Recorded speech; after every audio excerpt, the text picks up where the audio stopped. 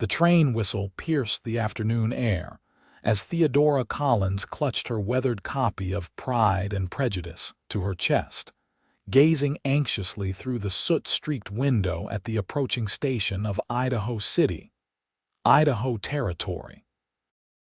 The year was 1876, and after 3 grueling weeks of travel from Boston, she had finally reached her destination and her future. "Idaho City coming up, madam," the conductor announced, his voice barely audible over the grinding of the brakes. Theodora nodded, gathering her satchel, the only luggage she carried besides 2 wooden crates secured with twine. Those precious crates contained all she truly valued in this world. 87 carefully selected books that had been her companions, her education, and her escape throughout her 23 years of life. "Are you certain that's all you've brought, miss?" the conductor asked, eyeing the crates dubiously. "Books are all I need, sir," Theodora replied, straightening her simple blue travel dress. "They've never failed me yet." The train jolted to a stop, and Theodora took a deep breath. Somewhere on that platform waited Elijah Garrett, a cattle rancher whose advertisement for a bride she'd answered 3 months prior. They had exchanged 4 letters, hardly enough to know a man, but enough for her to escape the fate that awaited her in Boston after her father's death had left her penniless. As she descended the train steps, the dry heat of the Idaho summer immediately enveloped her, so different from the cool coastal breezes of Massachusetts. The platform was crowded with travelers, miners, and townspeople. Theodora scanned the faces, searching for a man who matched the brief description Elijah had provided. Tall, with sandy hair and usually wearing a brown hat. A man stepped forward from the crowd, and Theodora's breath caught in her throat. He stood well over 6 feet, broad-shouldered and lean, with sun-weathered skin and eyes the color of a clear winter sky. His sandy hair curled slightly beneath a wide-brimmed hat. He wasn't handsome in the refined way Boston men aspired to be, but something about him commanded attention, a quiet strength perhaps, or the direct way he met her gaze. "Miss Collins?" he asked, his voice deeper than she had imagined. "Mr. Garrett, I presume," he nodded, removing his hat. "Call me Elijah, please." His eyes traveled to the 2 crates behind her. "Is that all your luggage?" "Yes," she replied, feeling suddenly self-conscious. "Just my books and this satchel." Something flickered in his expression, surprise, certainly, but not disappointment. He replaced his hat and gestured to the crates. "Books, you say? Well, let's get them loaded. My wagon's just over yonder." As Elijah hoisted the first crate, he grunted slightly. "Mighty heavy for paper." "Knowledge weighs more than you'd think," Theodora answered, the hint of a smile tugging at her lips. He lifted the second crate with ease. "I reckon I'll take your word for it, Miss Collins. I ain't much of a reading man myself." Those words sent a flutter of concern through Theodora's chest. In her haste to escape Boston, perhaps she hadn't considered how different life would be with a man who didn't share her passion for literature. But it was too late for second thoughts now. As they approached a sturdy wagon hitched to 2 chestnut horses, Theodora noticed the vehicle was well-maintained but unadorned, practical, like the man who owned it. Elijah carefully placed her crates in the back, securing them with rope.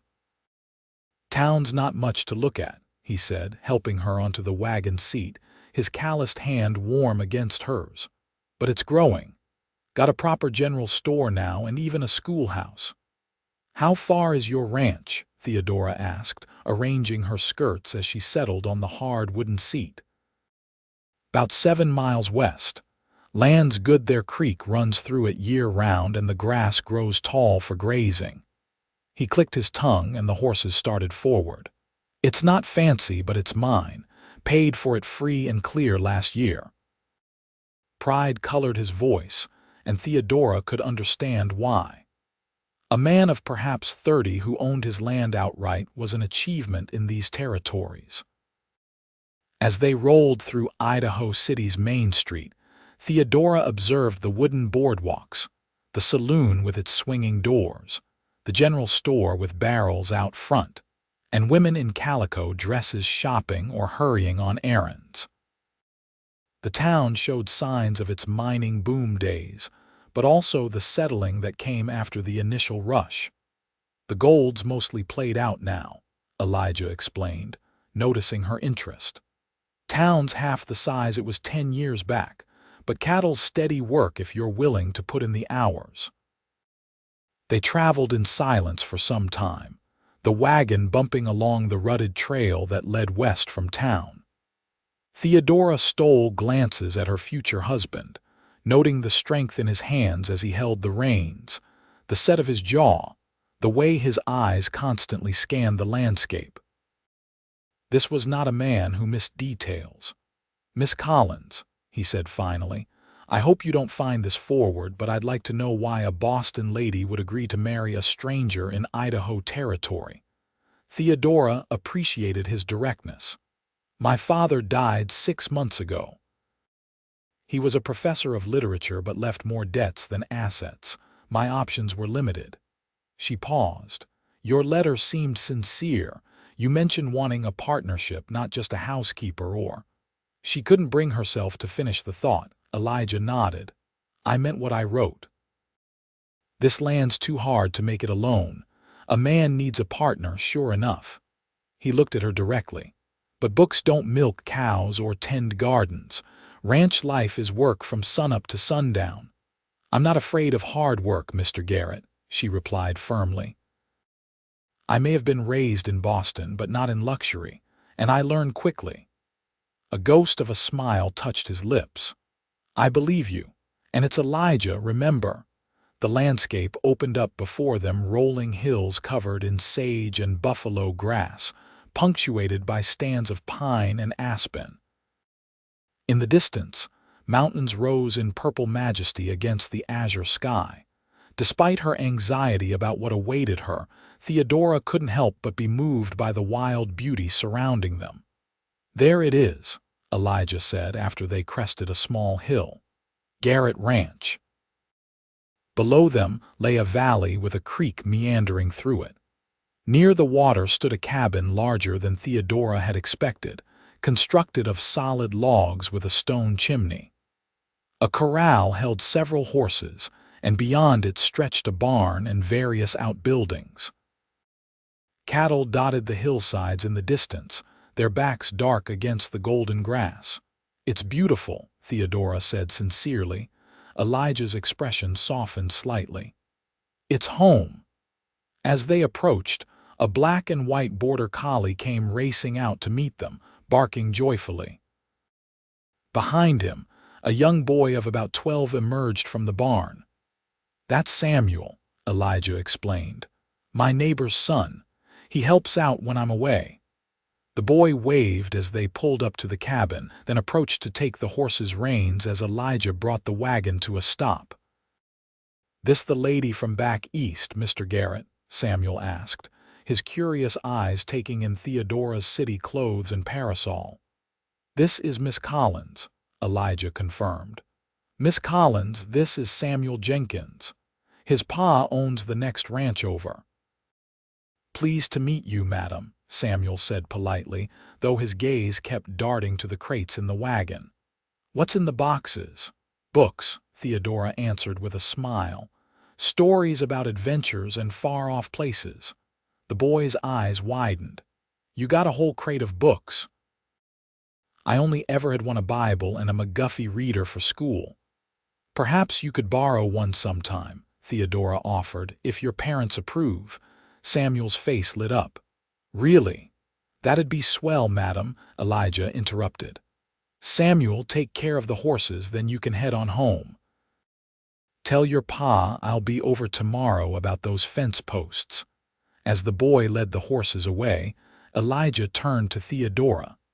"Let me show you the house before we unload your things." The cabin was simple but well built, with 2 rooms downstairs, a kitchen with a large hearth and a living area, and a loft above accessible by a ladder. A few pieces of sturdy furniture occupied the main room: a table with 4 chairs, a rocking chair near the hearth, and a sideboard that held dishes and cooking implements. "It's not what you're used to," Elijah said, watching her reaction carefully. Theodora moved to the window, touching the cotton curtains that softened the rough-hewn walls. "It's a fine home," she said honestly. "You built it yourself," he nodded. "Took 2 years. Added the second room last summer. Figured a wife would want her own kitchen, not just a cooking fire." The thought he had put into preparing for a wife touched her. "It's very considerate." Elijah shifted, seemingly uncomfortable with the compliment. "The loft's where we'd sleep. There's room up there, but—" He glanced at her crates still in the wagon, not sure where all those books will go. Theodora bit her lip. "I understand if there isn't space for all of them. Perhaps—" "No," Elijah interrupted. "They're yours. We'll figure something out." He gestured to the ladder. "Care to see the loft?" The upper room was cozy, with a handmade quilt covering a bed wide enough for 2. A small window let in the afternoon light, illuminating a washstand with a basin and pitcher. It was sparse, but clean. "The preacher comes through town every other Sunday," Elijah said as they descended the ladder. "If you're still willing, we could be married this coming Sunday." His words reminded Theodora of the reality of their situation. In 4 days, she would be wed to this man she barely knew. She would share his name, his bed, his life. "That seems appropriate," she replied, maintaining her composure despite the fluttering in her stomach. They returned outside, where Elijah began unloading her crates, carrying them into the main room of the cabin. "I don't suppose you have much of a library here," Theodora ventured. Elijah chuckled, a sound that transformed his serious face. "Got a Bible, an almanac, and a book on cattle diseases. That's the extent of my literary collection." As he set down the second crate, he surveyed the room. "These can stay here for now. Tomorrow I'll figure out a better spot for them." That night, after a simple supper of beans, bacon, and cornbread that Elijah prepared, Theodora sat at the table, feeling both exhausted and overwhelmed. This man, this life was so different from anything she had known. "I'll sleep in the barn tonight," Elijah said, rising from the table. "Give you privacy until we're wed proper." His consideration surprised her again. "Thank you, Mr. Garrett." Elijah, he nodded, picking up his hat. "There's water in the pitcher if you want to wash up. Day starts early here just before sunrise." After he left, Theodora washed her face and hands in the cool water, changed into her nightgown, and climbed the ladder to the loft. The bed was surprisingly comfortable, stuffed with what felt like fresh straw and covered with the soft quilt she'd seen earlier. She lay awake for some time, listening to the unfamiliar sounds of the ranch, the distant lowing of cattle, the chorus of crickets, the occasional howl of a coyote. So different from Boston's clip-clop of carriages and calls of street vendors. Eventually, exhaustion claimed her, and she drifted into a dreamless sleep. Morning came with the crowing of a rooster and the smell of coffee. Theodora dressed quickly in one of her simpler dresses, braided her chestnut hair, and descended to find Elijah already at the hearth, frying salt pork and eggs in a cast-iron skillet. "Morning," he said, glancing up. "Sleep well?" "Yes, thank you," she replied, though in truth, she had woken several times, disoriented by her new surroundings. "Coffee's ready if you want some. It's strong, not like what ladies drink back east, I expect." Theodora poured herself a cup, added a spoonful of sugar from the bowl on the table, and took a sip. It was indeed stronger than she was accustomed to, but not unpleasant. "What are your plans for today?" she asked, sitting at the table as he served the breakfast. "Need to check the north pasture fence," he replied. Then I thought I'd take you to meet the Jenkinses. Martha Jenkins is the closest neighbor woman. Thought you might want to know another lady out here. The consideration touched her. I'd like that.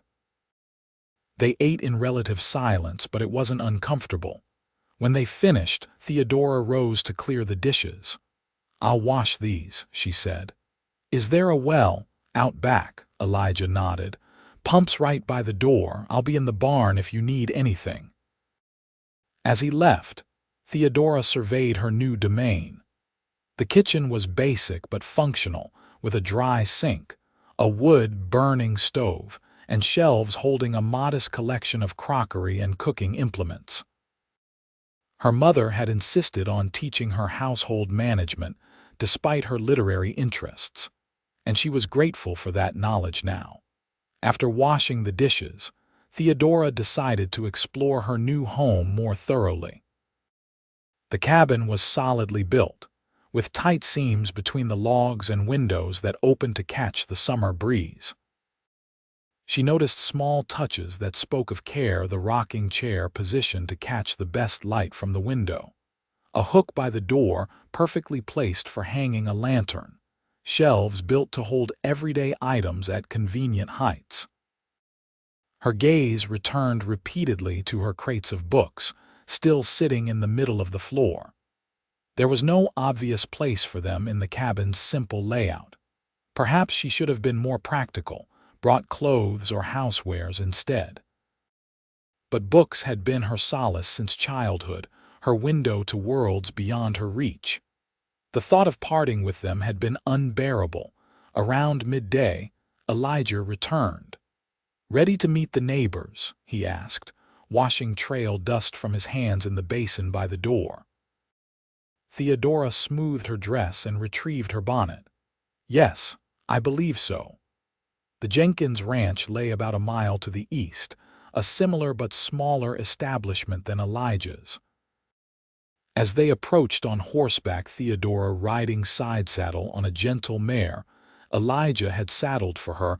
A woman emerged from the cabin, wiping her hands on her apron. Martha Jenkins was a plump, cheerful woman with graying hair and kind eyes.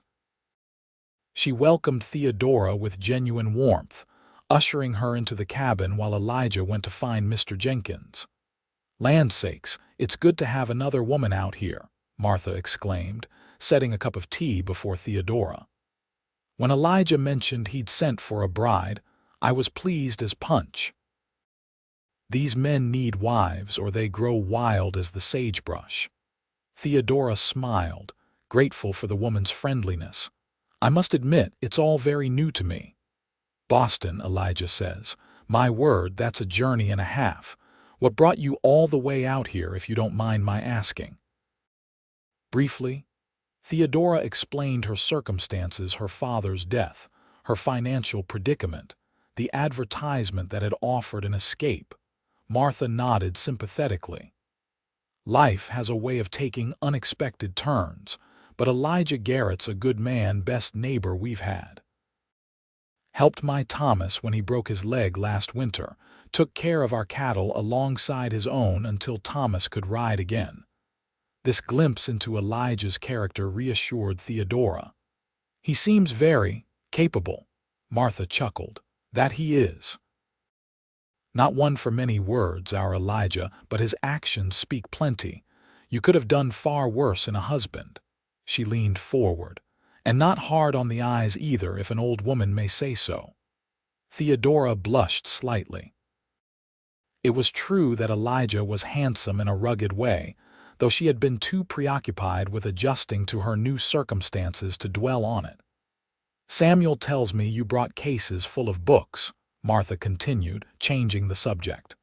A raider, are you? Yes, very much so. My father was a professor of literature. Well, that's a fine thing. Not much time for reading once the chores are done, but winter evenings are long out here. You'll appreciate those books then. After tea, Martha showed Theodora her garden and henhouse, offering practical advice about keeping a household in the territory.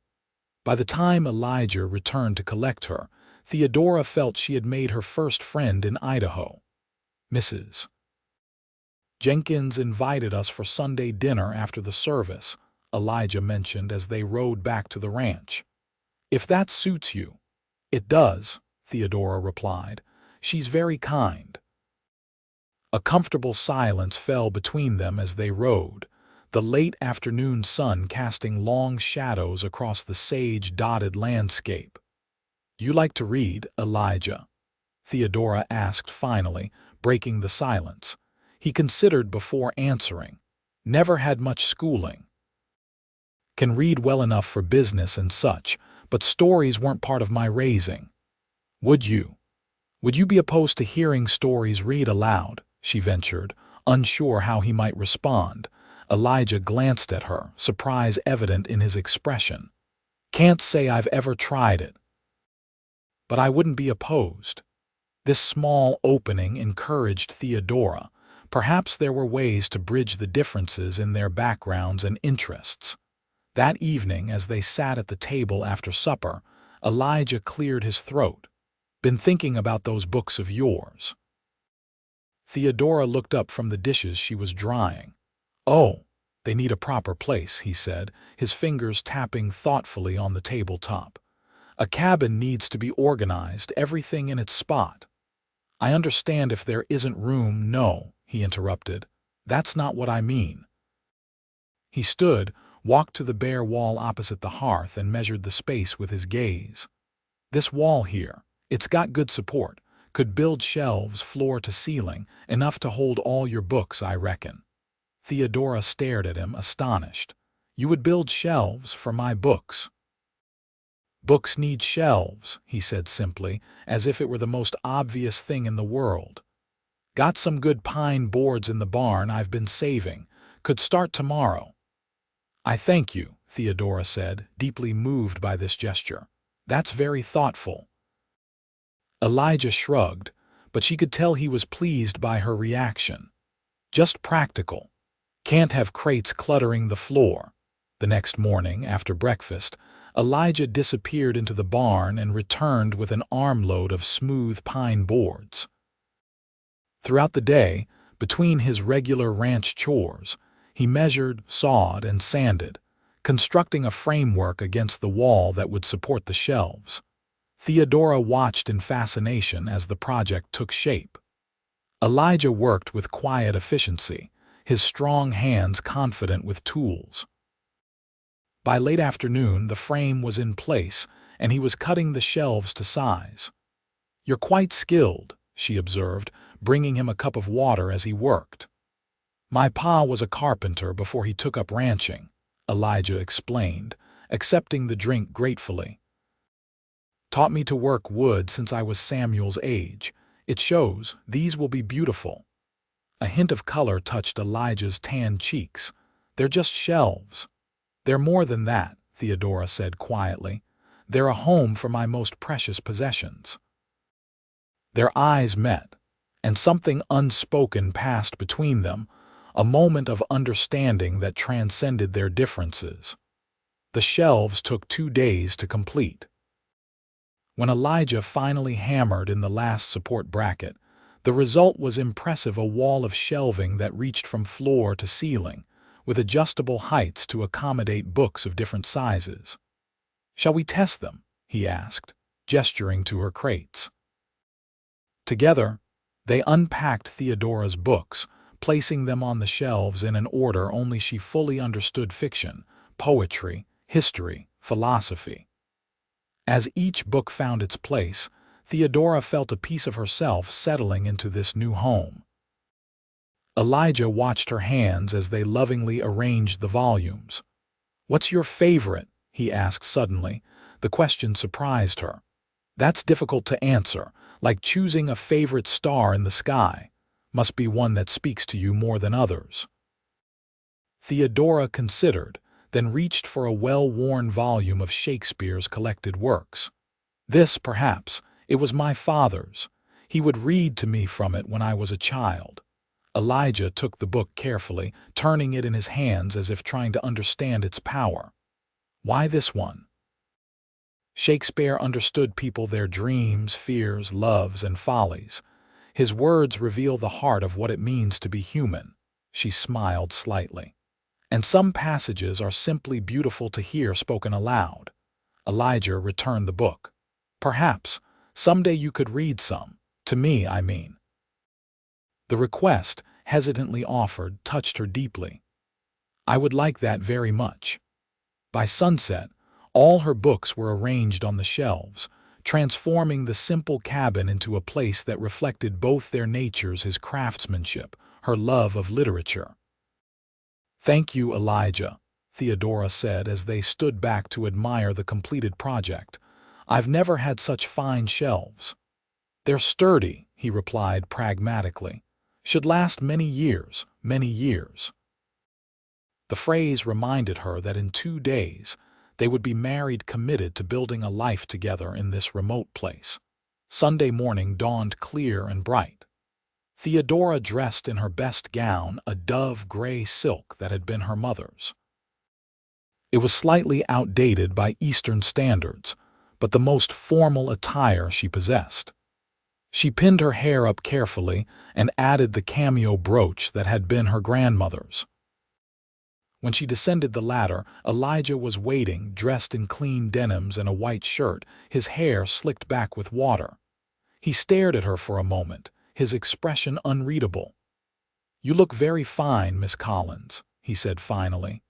"As do you, Mr. Garrett," she replied, oddly breathless. They rode to town in the wagon, which Elijah had cleaned for the occasion. The simple church in Idaho City was filled with ranchers, miners, storekeepers, and their families, perhaps 40 people in total. Heads turned as Elijah escorted Theodora to a pew, and she felt the curious stares of the community. Reverend Parsons, a kindly older man with white hair and spectacles, conducted a brief service before inviting Elijah and Theodora to come forward. The ceremony was simple, traditional vows exchanged before God and the assembled witnesses. "Do you, Elijah Thomas Garrett, take this woman to be your lawfully wedded wife?" the Reverend asked. "I do," Elijah answered, his voice steady. "And do you, Theodora Jane Collins, take this man to be your lawfully wedded husband?" Theodora looked into Elijah's blue eyes, seeing in them a steadiness that calmed her nerves. "I do."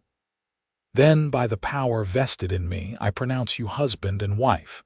You may kiss your bride." Elijah leaned forward and placed a gentle kiss on her lips, brief and chaste, but it sent an unexpected warmth through Theodora's body. Afterward, there was a small reception at the town hall, organized by the church ladies. Martha Jenkins had baked a wedding cake, and others contributed pies, fried chicken, and various dishes. The townspeople came to offer congratulations and to satisfy their curiosity about Elijah Garrett's Eastern bride. "We're so pleased to welcome you to Idaho City, Mrs. Garrett," said the storekeeper's wife, a plump woman named Mrs. Peterson. "Elijah's a respected man in these parts. We've been hoping he'd find himself a good wife." Theodora felt strange hearing herself addressed as Mrs. Garrett, but she smiled graciously. "Thank you for your warm welcome." Throughout the celebration, Elijah remained close to her side, a steady presence as she navigated this new social terrain.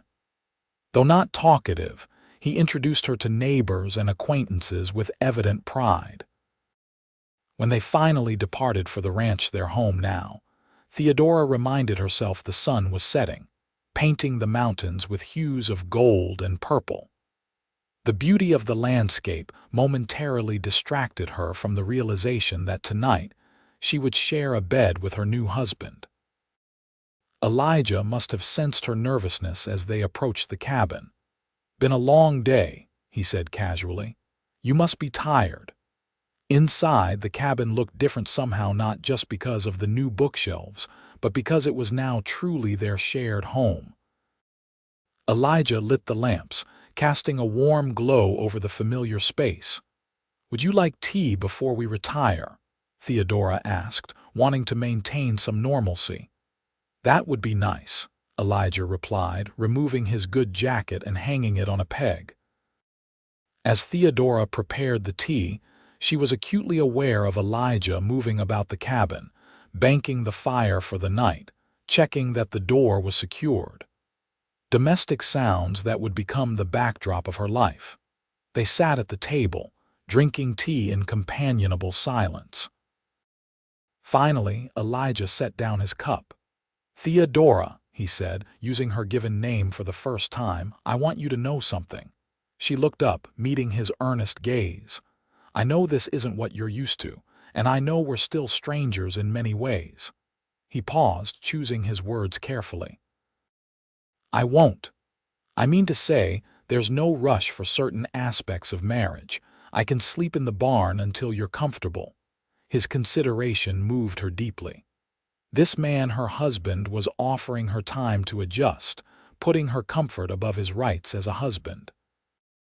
"That's very thoughtful," Theodora said softly, "but unnecessary. We are married now, and this is our home, both of us." Relief flickered across his features. "I just wanted you to know." Later, as they prepared for bed, Theodora changed into her nightgown behind a screen Elijah had thoughtfully placed in the loft. When she emerged, he had already removed his shirt, revealing a torso hardened by years of physical labor. He quickly donned a nightshirt, but not before Theodora caught herself admiring the strength evident in his shoulders and arms, the same strength that had built her bookshelves with such care. They lay side by side in the darkness, a careful distance between them on the bed they now shared. "Good night, Theodora," Elijah said quietly. "Good night, Elijah." Sleep came slowly as Theodora adjusted to the presence beside her, the sound of another person's breathing, the subtle shifting of weight on the mattress. Yet there was something comforting about it, too, a reminder that she was no longer alone in the world. The following weeks established a rhythm to their life together.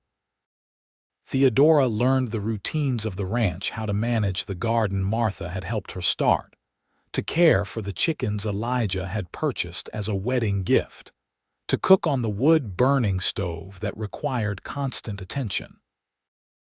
Elijah rose before dawn each day to tend the cattle and work the land, returning for the midday meal Theodora prepared. They would eat together, discussing the day's tasks and gradually learning more about each other. In the evenings, after supper, they would sit by the hearth.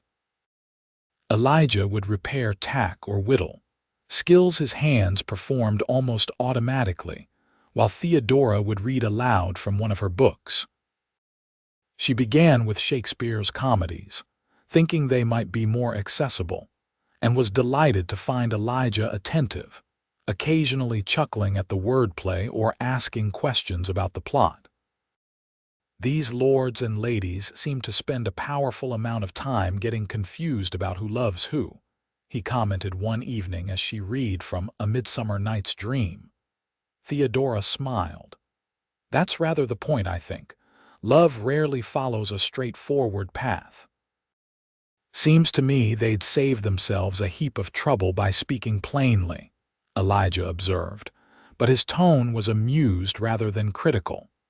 As summer progressed into fall, their physical relationship gradually evolved. What began as accidental touches, hands brushing when passing a plate, shoulders meeting as they worked side by side, became more intentional.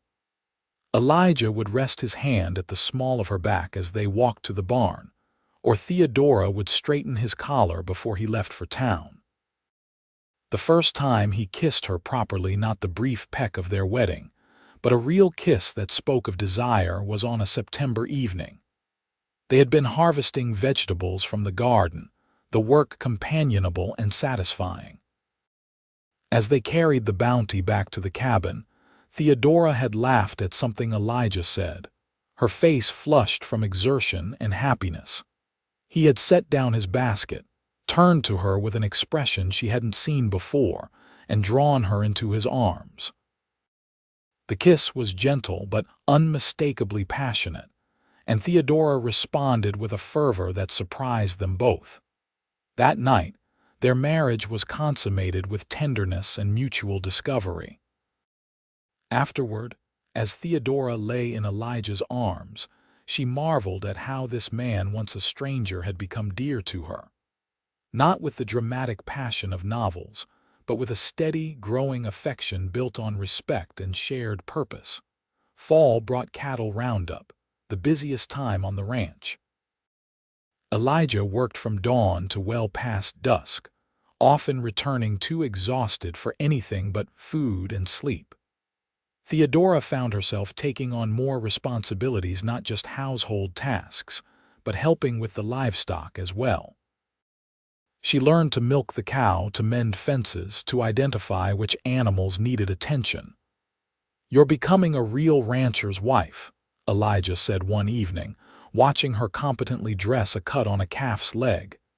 "Is that a good thing?" she asked, tying off the bandage. "The best thing," he replied simply, and the pride in his voice warmed her. With winter approaching, they prepared the ranch for the harsh season ahead. Elijah taught Theodora how to preserve meat, store vegetables in the root cellar, and maintain adequate supplies of firewood. Together, they repaired the cabin's chinks and shutters to keep out winter drafts. The first snow came in early November, transforming the landscape overnight. Theodora woke to a world blanketed in white, the familiar views from their windows rendered new and magical. Elijah showed her how to use snowshoes, and they explored the transformed ranch together, their breath forming clouds in the crisp air. Winter nights were long, as Martha Jenkins had predicted, but far from lonely. With ranch work reduced by the season, Elijah and Theodora spent evenings by the fire, reading, talking, or simply enjoying each other's company. The bookshelves he had built became a focal point of their home, a treasury they explored together, as Theodora introduced Elijah to her favorite works. To her delight, Elijah developed a genuine appreciation for literature.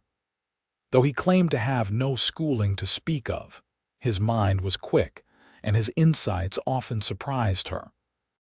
He particularly enjoyed adventure tales and history, but would listen attentively to poetry as well, sometimes asking her to reread passages that resonated with him. "I never knew words could paint pictures like that," he commented one night after she had read Wordsworth's description of daffodils dancing in the breeze. "Makes me see things differently." Christmas approached, their first holiday as a married couple. Theodora wanted to make it special, despite their isolation and limited resources. She secretly sewed Elijah a new shirt from fabric she had asked Martha to purchase in town, and baked special treats from recipes her mother had taught her. Elijah, too, was planning a surprise. On Christmas Eve, after Theodora had gone to sleep, he worked by lamplight in the barn, completing a project he had been crafting in spare moments for weeks. Christmas morning dawned clear and cold. They exchanged their gifts by the fire, Theodora's shirt for Elijah, and for her, a beautiful wooden reading stand he had carved himself, with intricate leaf designs around the edges. "So your hands stay free while reading to me," he explained as she traced the detailed carving with her fingers. "It's beautiful," she whispered, deeply touched by the thought and craftsmanship that had gone into the gift. "Thank you, Elijah," he smiled, pleased by her reaction. "Merry Christmas, Theodora." That evening, as they sat contentedly before the fire, Elijah in his new shirt and Theodora using her reading stand, she realized how completely her life had changed in the 6 months since she had stepped off the train in Idaho City. The cabin that had seemed so foreign now felt like home. The man beside her, once a stranger, was now her partner in all things. "Are you happy here?" Elijah asked suddenly, as if reading her thoughts. Theodora considered the question seriously. "Yes," she answered truthfully. It's not the life I imagined for myself, but I find I wouldn't change it. Elijah nodded, satisfaction in his expression.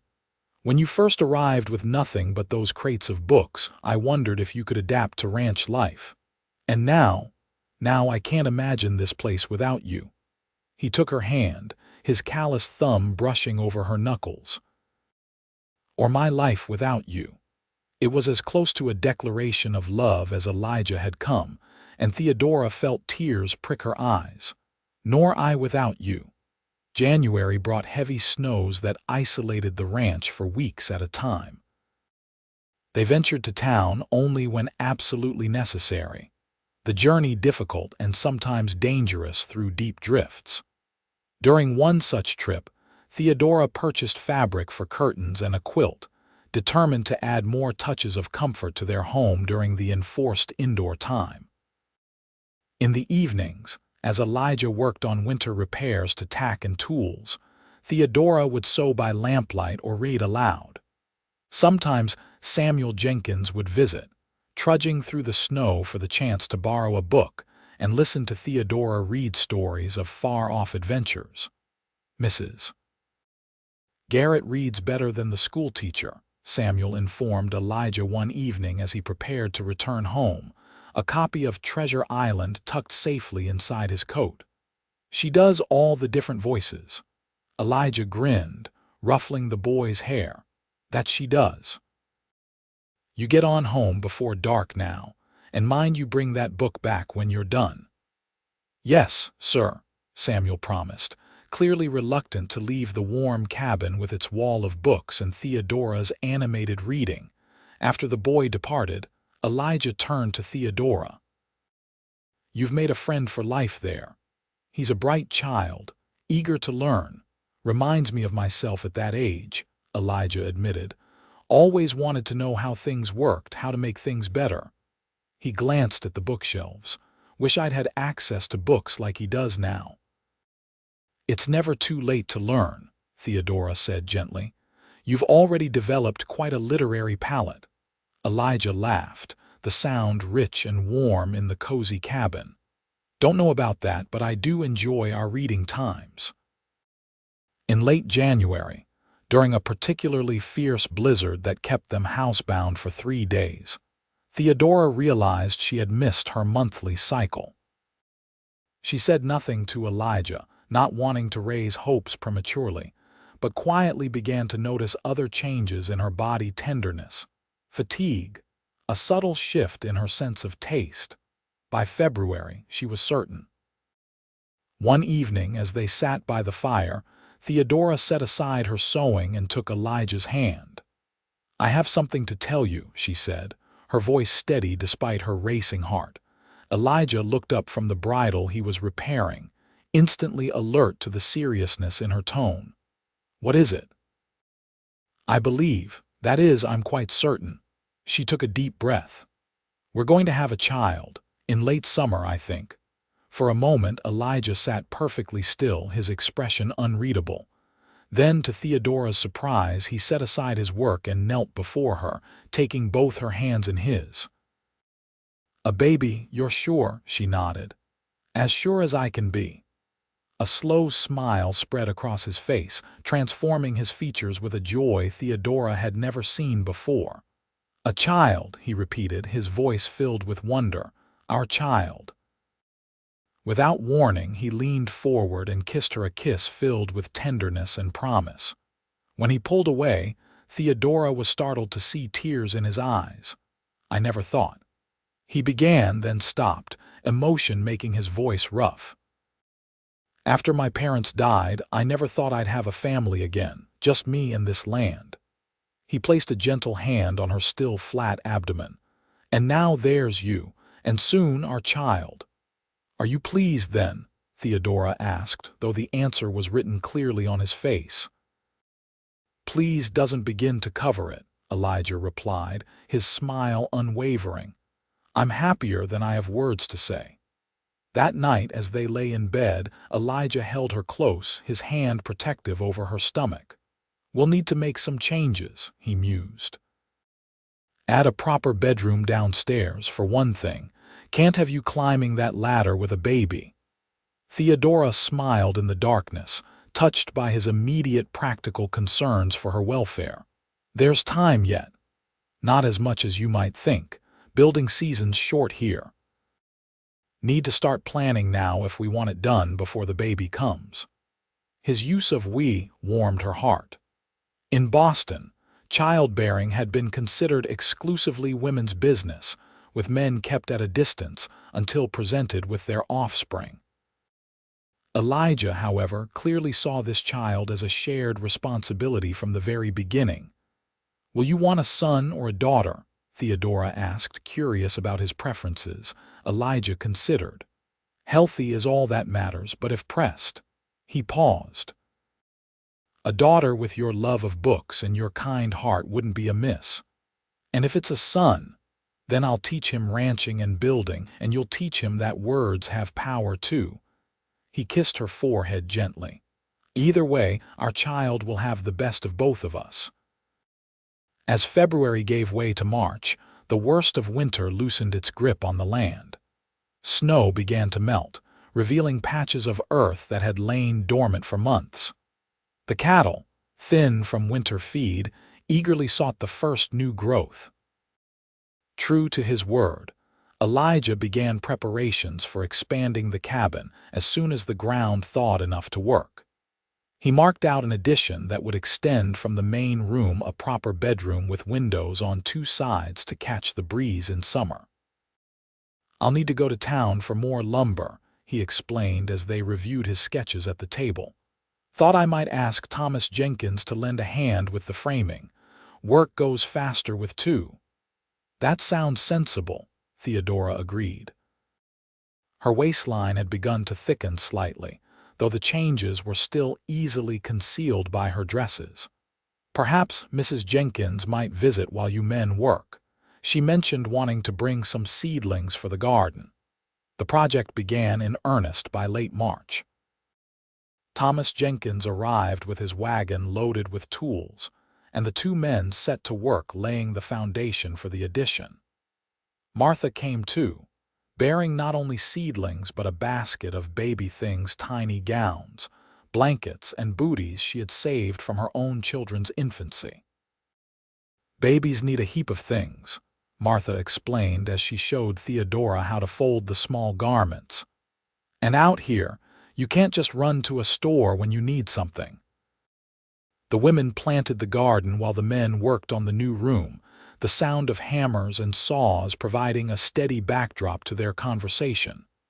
"How are you feeling?" Martha asked as they patted soil around tomato seedlings.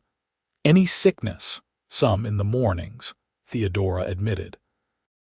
"But it passes quickly. I've been more tired than usual, though." Martha nodded knowingly. "That's normal. Make sure you rest when you can. Ranch work doesn't stop for babies, but you need to pace yourself." By early April, the new room was taking shape, walls framed, a proper door connecting it to the main cabin, windows installed to catch the eastern and southern light. Elijah worked on it every spare moment, determined to complete it well before Theodora's time. "It's looking wonderful," Theodora told him one evening as they stood in the doorway of the unfinished room, his arm around her shoulders. "You've thought of everything." "Not quite everything," Elijah replied. "Been thinking we should add a small shelf in here too, for your reading. And maybe some books for the baby, when it's older." The thoughtfulness of this suggestion brought tears to Theodora's eyes, hormones making her more emotional than usual. "Our child will grow up surrounded by stories," she said, leaning into his embrace. "And love," Elijah added simply. As spring progressed into early summer, Theodora's pregnancy became more pronounced. Her body changed week by week, her stomach rounding, her movements becoming more deliberate. Elijah insisted on taking over the more strenuous chores, though Theodora continued to manage the garden, the chickens, and household tasks. The new bedroom was completed by June. furnished with the bed moved down from the loft, and a handcrafted cradle Elijah had made in secret, revealing it only when the room was finished. The cradle was a work of art, pine sanded to silken smoothness, the slats carefully spaced, rockers perfectly balanced to sway with the gentlest touch. "It's beautiful," Theodora breathed, running her fingers over the polished wood. "When did you find time to make this?" "Evenings in the barn after you'd gone to sleep," Elijah admitted. "Wanted it to be a surprise." True to his word, he had also installed a small bookshelf on the wall near the bed. "For midnight reading," he explained with a smile. "Martha says babies sometimes keep irregular hours." July brought intense heat and the heavy work of haying. Elijah hired 2 young men from town to help, unwilling to leave the ranch for long stretches with Theodora's condition advancing. They cut, raked, and stacked the hay that would feed the cattle through the coming winter, working from dawn until the worst heat of the day forced a pause. Theodora, now in her 7th month, found her energy flagging in the summer heat. She took to resting during the hottest part of the day, often reading on the bed in their new room with the windows open to catch any breeze. One particularly hot afternoon, as she dozed over a book of poetry, Theodora felt a strange fluttering in her abdomen different from the baby's usual movements. It came again, stronger, and she placed her hand over the spot, feeling a distinct kick against her palm. "Elijah," she called, unable to contain her excitement. "Elijah, come quickly." He appeared in the doorway moments later, concern etched on his face. "What is it? Are you all right?" "Yes, perfectly fine," she assured him, holding out her hand. "Come here, quickly, before it stops." Puzzled but trusting, Elijah approached and sat on the edge of the bed. Theodora took his hand and placed it on her rounded belly, just in time to feel another strong kick. Elijah's eyes widened in wonder. "Is that your child saying hello?" Theodora confirmed, smiling at his expression. For several minutes they sat together in reverent silence, hands joined over the miracle growing within her. The baby obliged with several more vigorous kicks, as if performing for an appreciative audience. "Strong," Elijah commented, his voice husky with emotion. "Like its mother." Theodora laughed softly. "I was going to say like its father." Their eyes met, and in that moment, Theodora felt the full measure of what they had built together in just 1 year, not just a home or a marriage, but a deep partnership founded on mutual respect and growing love. August arrived with continued heat, but also the promise of autumn's approach. Theodora's time grew near, and Martha Jenkins began visiting more frequently, bringing practical advice and reassurance. Elijah installed a bell outside the bedroom window, connected to the barn by a length of wire. "If you need me when I'm out working, ring it," he instructed. "I'll hear it and come running." The baby was due in late August, according to Theodora's calculations, but as the expected time approached, she found herself growing increasingly anxious. Her mother had died in childbirth when Theodora was just 14, a tragedy that had shaped her adolescence and left her with unspoken fears about her own impending motherhood. One evening, as they sat on the porch enjoying the cooler air after sunset, Theodora finally voiced her concerns. "Elijah, if something should happen to me—" "Nothing's going to happen," he interrupted firmly. "But if it did," she persisted, needing to say this, "promise me you'll read to our child. From the beginning. Let them know the power of stories, the worlds that exist between the covers of books." Elijah took her hand, his expression serious. "I promise.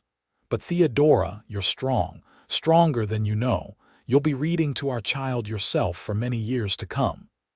She wanted to believe him, but the memory of her father's devastation after her mother's death remained vivid. "Just promise me one more thing. If the worst happens, don't let grief make you cold to our child. They'll need your love even more." Elijah's eyes glistened in the fading light. "I promise, but you have to promise me something too." "What's that?" "Promise you'll fight. With all that strength I know you have. Fight to stay with us." Theodora nodded, tears spilling onto her cheeks. "I promise." The baby came 3 days later in the sultry heat of late August. Theodora's labor began at dawn, her waters breaking as she rose to prepare breakfast. Elijah sent Samuel, who had come early to help with chores, racing to the Jenkins ranch to fetch Martha. The hours that followed were a blur of pain and determination for Theodora. Martha arrived promptly, bringing clean linens and decades of experience helping neighbor women through childbirth. She shooed Elijah from the bedroom but allowed him to hover nearby, fetching hot water and clean cloths as needed. The labor was long and difficult. By mid-afternoon, Theodora was exhausted, her strength flagging as contractions came relentlessly. Through it all, she held to her promise to Elijah, fighting, breathing, pushing when instructed, refusing to surrender to the pain or fear. "You're doing wonderfully," Martha encouraged as the sun began its westward descent. "The baby's coming now, I can see the head. One more big push, dear." Gathering her remaining strength, Theodora bore down with all her might. There was a moment of searing pain, then sudden relief as the baby slipped into Martha's waiting hands. A lusty cry filled the room, strong and indignant, announcing the arrival of new life. Martha laughed triumphantly. "A boy. A fine, strong boy." Tears of joy and relief streamed down Theodora's face as Martha placed the squalling infant on her chest. She gazed down at her son, red-faced and perfect, with a thatch of dark hair already showing on his head. "Elijah," she called weakly. "Elijah, come meet your son." He appeared instantly, his face a mixture of concern, awe, and overwhelming love as he approached the bed. Martha, busy with the afterbirth, gave him a reassuring nod. "Mother and son doing just fine," she confirmed. "You've got a healthy family, Elijah Garrett." Elijah knelt beside the bed, one hand gently touching the baby's head, the other finding Theodora's. "He's perfect," he whispered, voice choked with emotion. "And you're amazing." "We need a name," Theodora said, watching as the baby's cries subsided, his tiny fist closing around Elijah's finger. "I thought, if it was a boy, maybe James. After my father, James," Theodora repeated, testing the name. "James William Garrett, William for my father." Elijah nodded, too overcome for words. He leaned forward to kiss her forehead, then the baby's, a gesture of such tenderness that it brought fresh tears to Theodora's eyes. "My family," he said simply, and in those two words was contained all the love and wonder that had grown between them over the past year. The days following James's birth were a whirlwind of adjustment as Elijah and Theodora learned the rhythms of caring for a newborn. The baby proved to have healthy lungs and a hearty appetite, waking frequently for feedings throughout the night. Elijah, true to his word, shared fully in the care of their son, rising when the baby cried and bringing him to Theodora for nursing, then taking him afterward to change and settle. Word spread quickly through the scattered ranching community about the newest addition to the Garrett family. Martha Jenkins was a frequent visitor, bringing meals and practical advice. Samuel came daily, fascinated by the tiny newcomer and eager to help with chores, while Elijah was busy with the increased responsibilities of both ranch and family. Autumn arrived in a blaze of gold and crimson as aspens in the hills turned color. James grew rapidly, his features becoming more defined, revealing a blend of both parents, Elijah's strong chin and Theodora's expressive eyes. As the days shortened and the first frost whitened the grass, Elijah and Theodora settled into a new routine. In the evenings, after James had been fed and settled in his cradle, they would sit together by the fire. Sometimes Theodora would read aloud while Elijah listened, his hands busy with some small project. Other times they would simply talk quietly, planning for the future, a future that now centered around their son. "I've been thinking," Elijah said one such evening in late October as the wind whistled around the cabin's sturdy walls. "James will need an education, better than I had." Theodora, who had been considering the same matter, nodded. "The school in town is adequate for basic learning, but I'd like to supplement his education at home." "With all those books," Elijah agreed, gesturing to the well-filled shelves that dominated one wall of their home. "But he'll need more than just book learning, practical skills too." "Between us, he'll have both," Theodora said confidently. "Your carpentry and ranching knowledge, my literary background, a well-rounded education." Elijah smiled, pleased by her understanding. "I was also thinking, when he's a bit older, maybe we could add another room, a proper study with a desk where he can do his schoolwork." The suggestion touched Theodora deeply. "You think of everything. Just planning ahead. This land will be his someday. Want to make sure he has what he needs to manage it well." As winter approached, Elijah worked diligently to prepare the ranch for the cold months ahead. The haystacks were securely covered, the livestock moved to sheltered areas, the cabin's supply of firewood stacked high against the walls. With a baby in the house, he took extra precautions, reinforcing windows and doors against drafts, laying in additional supplies in case storms isolated them for extended periods. The first major snowfall came in early December, blanketing the land in white. Theodora stood at the window with James in her arms, showing him the transformed landscape. "Snow, James," she said softly, though at 4 months he was far too young to understand. "Isn't it beautiful? Someday your father will teach you to build snow forts and slide down hills on a sled." The baby gurgled, his eyes wide as he took in the bright whiteness beyond the glass. Elijah, entering from the cold with an armload of firewood, paused to watch them, his wife and son outlined against the window, bathed in winter light. "What are you two conspiring about?" he asked, setting down his burden by the hearth. "I'm introducing James to the wonders of snow," Theodora replied, turning to smile at him, "and promising him future adventures with his father." Elijah crossed to them, enveloping both in a gentle embrace. "Plenty of those to come. But for now, I think this little man needs his dinner." Getting fussy, isn't he? Indeed, James had begun to make the small sounds that preceded his increasingly vocal demands for food. Theodora settled in the rocking chair Elijah had crafted for her after the birth, opening her blouse to nurse the hungry infant. Elijah busied himself preparing their own evening meal, moving competently around the kitchen area. Over the months of their marriage, he had learned to cook a variety of dishes, insisting that Theodora teach him so he could help more with household tasks. As James nursed, Theodora watched her husband with a deep sense of contentment. If someone had told her 18 months ago, when she was facing destitution in Boston, that she would find such fulfillment as a rancher's wife in Idaho Territory, she would have thought them mad.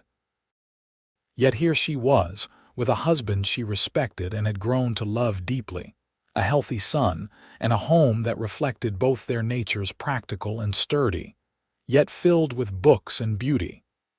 "What are you thinking about?" Elijah asked, noticing her contemplative expression. "How fortunate I am," she replied honestly. "How unexpected this life is and how perfect." He smiled, the crow's feet at the corners of his eyes deepening. "Feelings mutual, Mrs. Garrett." Their first Christmas as a family was a quiet but joyful affair. Despite the isolation of winter, Elijah had managed a trip to town, returning with small gifts for Theodora and James, a silk scarf for her, and a handcrafted wooden rattle for the baby. Theodora had made Elijah a quilt for his side of the bed, secretly piecing it together during James's nap times. The pattern incorporated symbols meaningful to their life together: books, cattle, trees, and stars, rendered in the fabric scraps she had collected throughout the year. "It's beautiful," Elijah said, running his hand over the fine stitching. "When did you find time for this?" "Here and there," Theodora replied with a smile. "James is a good napper when the house is quiet." They celebrated the day with a special meal, and Theodora read the Christmas story from the Bible as Elijah held James on his lap. Though the baby was too young to understand, he seemed to enjoy the sound of his mother's voice, his eyes following her as she read. As they sat by the fire that evening, James sleeping peacefully in his cradle, Elijah reached for Theodora's hand. "I have something to ask you." "What is it?" She responded, curious about his serious tone. "When the weather breaks in spring, would you be willing to take a trip to town? There's a photographer coming through in April. Thought we might have a family portrait made." The request was unexpected but deeply moving. "I'd like that very much." "Thought we could hang it there," Elijah continued, gesturing to a space on the wall near her bookshelves. "Something for James to look at as he grows, so he knows his family's story." Theodora squeezed his hand, too touched for words at first. "His story began with those bookshelves in a way," she said finally. "If you hadn't built them, I might never have seen how thoughtful you truly are." Elijah looked embarrassed but pleased. "They're just shelves." "They were never just shelves," Theodora corrected gently. "They were your first gift to me, your way of saying I belonged here, books and all." He considered this, then nodded slowly. "Guess I didn't have the words back then. Hoped the shelves might speak for me." They did, eloquently. Winter passed in a rhythm of domestic tasks, caring for James, and the outdoor work that continued despite the cold. Elijah cleared paths through the snow, checked on livestock daily, and made repairs to equipment in preparation for spring. Theodora managed the household, nursed James, and continued to read aloud in the evenings, now including children's tales among their literary explorations. By March, James was sitting up unassisted, babbling constantly, and showing interest in the colorful spines of books on the lower shelves. Theodora would hold him on her lap and show him simple picture books, narrating the images in the animated voice that had so captivated Samuel Jenkins. "He'll be a reader like his mother," Elijah predicted, watching as James patted the pages with enthusiasm. "And a builder like his father," Theodora added, noting how the baby was equally fascinated by the wooden blocks Elijah had crafted for him. Spring arrived with its usual burst of renewal, meadows greening, wildflowers blooming, creek running full with snowmelt from the mountains. The ranch came alive with activity as calves were born, fields were prepared for planting, and winter damage was repaired. True to his word, Elijah arranged for the family to travel to Idaho City in April to sit for a photograph. Theodora dressed James in his finest gown, a white cotton affair with intricate tucks and embroidery that Martha Jenkins had helped her make. She wore her best dress, and Elijah donned the suit he had worn for their wedding.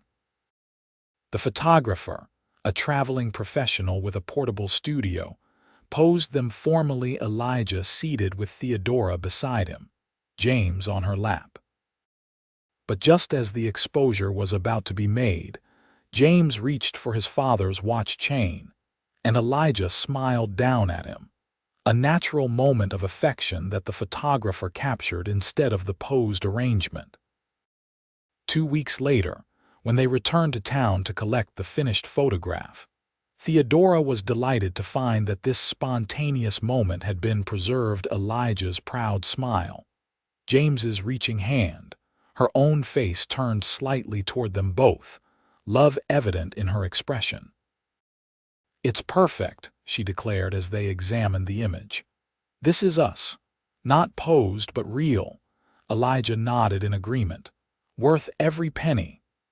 They hung the photograph in the place Elijah had suggested, near the bookshelves, where it caught the light from the western window in the afternoons. It seemed to Theodora a fitting symbol of what they had built together, a family as solid and true as the shelves Elijah had crafted with such care. As James's first birthday approached in late August, Theodora found herself reflecting on the extraordinary journey of the past 2 years. From a desperate mail-order bride with nothing but books to her name, she had become a rancher's wife, a mother, and a woman firmly rooted in this wild, beautiful land. The ranch had prospered under their joint stewardship. Elijah's cattle herd had increased, the garden Theodora tended provided abundant vegetables, and improvements to the cabin had made it a comfortable, welcoming home. The bookshelves remained a focal point, but now they were joined by other evidence of their shared life: the family photograph, James's cradle, quilts and cushions that added comfort, and small treasures gathered from the land around them. For James's birthday, they invited the Jenkinses and a few other neighboring families for a simple celebration. Martha brought a cake, and Samuel, now 13 and still an avid borrower of books, presented James with a small wooden horse he had carved himself, under Elijah's tutelage. As the guests gathered around to watch James's reaction to his first taste of cake, enthusiastic smearing, followed by delighted consumption, Theodora found herself standing slightly apart, taking in the scene with a full heart. Elijah noticed and came to join her, slipping an arm around her waist. "Happy?" he asked quietly. "Completely," she replied, leaning into his embrace. "It's strange to think how differently things might have turned out if I hadn't answered your advertisement, if I hadn't brought my books, if you hadn't built those shelves." Elijah contemplated this. "Fate has curious ways," he finally said, "but I'm mighty glad it brought you to Idaho, Theodora Collins Garrett." "As am I, Elijah Garrett," she replied, turning to face him fully. "As am I." Later that evening, after the guests had departed and James was sleeping peacefully in his bed he had graduated from the cradle a month earlier, Elijah and Theodora sat together on the porch, watching the stars emerge in the clear summer sky. "I've been thinking," Elijah began, his voice thoughtful, "about expanding the ranch." "Oh," Theodora turned to him with interest. "Jenkins mentioned the Peterson place is going up for sale. Old man Peterson's moving back east to live with his daughter. It's good land, adjoins ours on the south." "Can we afford it?" Elijah nodded. "Been setting aside funds, and last year's cattle prices were better than expected. With the additional grazing land, we could increase the herd substantially." "It sounds like a good opportunity," Theodora agreed. "There's more," Elijah continued. "Peterson's place has a bigger house. Newer, too. Built it just 5 years ago when his wife was still alive." Theodora considered this. "Are you suggesting we move?" "No, not exactly. Thought we might use it as a sort of second home for now. Could be useful during calving season, having a place on that side of the property." He paused.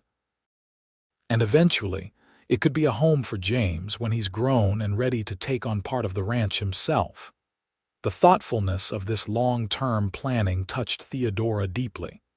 "You're always thinking ahead, aren't you?" "Have to in ranching, and in family matters." Elijah took her hand, his expression serious in the gathering darkness. "Which brings me to another thought I've been having." "What's that?" "James might appreciate a brother or sister, don't you think?" Theodora laughed softly. "Are you asking if I want another child, Elijah?" "I am," he confirmed, a smile in his voice. "If you're willing." Thought it might be nice for James to have a sibling, and for us to have another little one to love." "I would like that very much," Theodora replied, leaning forward to kiss him gently. "Perhaps a daughter this time, with your blue eyes and steady heart." "Or another son," Elijah suggested. "Doesn't matter to me, long as the child has your spirit and love of learning." They sat in companionable silence for a time, contemplating this possible addition to their family. The night air was cool, hinting at autumn's approach, but Theodora felt warm with contentment and anticipation for their future together. "You ever regret it?" Elijah asked suddenly. "Coming here, marrying a man you barely knew?" Theodora considered the question seriously. "Not for a moment," she answered honestly. "It wasn't what I expected, but it's become everything I could have wished for. Even with all the hardship, the isolation, the rough conditions, the endless work, even with all that. Because alongside those challenges, I found partnership, respect, and love. I found a home, Elijah. Not just a place to live, but a true home." He squeezed her hand, and she knew he understood. Words had never been his strongest suit, but his actions had always spoken eloquently of his feelings. "When I built those bookshelves," he said after a moment, "I wasn't just making space for your books. I was trying to tell you that there was room here for all of who you are. Your learning, your refinement, your different ways. Didn't have the words to say it then. But you have them now," Theodora observed, moved by this revelation. "Learning from you," he acknowledged with a small smile. "All those books, all those stories you've read to me, they've taught me more than just facts or tales. They've taught me how to say what's in my heart." "And what is in your heart, Elijah Garrett?" Theodora asked softly. He turned to face her, taking both her hands in his. In the silver moonlight, his features were cast in shadow, but his eyes reflected the starlight, clear and true. "Love," he said simply. "For you, for our son, for the life we've built. Never thought I could be this happy, Theodora. Never knew I could love someone the way I love you." Tears sprang to Theodora's eyes at this uncharacteristic declaration. "I love you too," she whispered, "with all my heart." He gathered her into his arms then, holding her close as the night deepened around them. From inside the cabin came the soft sounds of James stirring in his sleep, a reminder of the miracle they had created together. "We should go in," Theodora said eventually. "It's getting late." Elijah nodded, rising and offering his hand to help her up. As they entered the cabin, the familiar sight of her books lining the shelves Elijah had built with such care greeted them, a visible symbol of their partnership, of how they had bridged their different worlds to create something new and beautiful. Later, as they lay together in the darkness of their bedroom, Theodora thought about the journey that had brought her to this place and this man. From the frightened young woman who had stepped off the train with nothing but books as her possessions, to the confident wife and mother she had become. It had not been an easy path, but it had been the right one. "Elijah," she whispered, unsure if he was still awake. He responded sleepily. "Thank you for building my bookshelves." He chuckled softly, pulling her closer. "Thank you for bringing your books to Idaho." And in that exchange was contained the essence of their story, how two people from different worlds had found common ground, respect, and eventually love, creating a home where both their natures could flourish. A place where sturdy shelves held cherished books, where practical skills and literary knowledge were equally valued, and where a child could grow up understanding that life's richest stories were those written not on pages, but in the hearts of the people who loved him. As sleep claimed her, Theodora's last conscious thought was one of profound gratitude for the desperate circumstances that had driven her to answer a stranger's advertisement, for the courage to travel west with nothing but her precious books, and most of all, for the man who had looked at those books and, instead of seeing an impractical burden, had built shelves that reached the ceiling.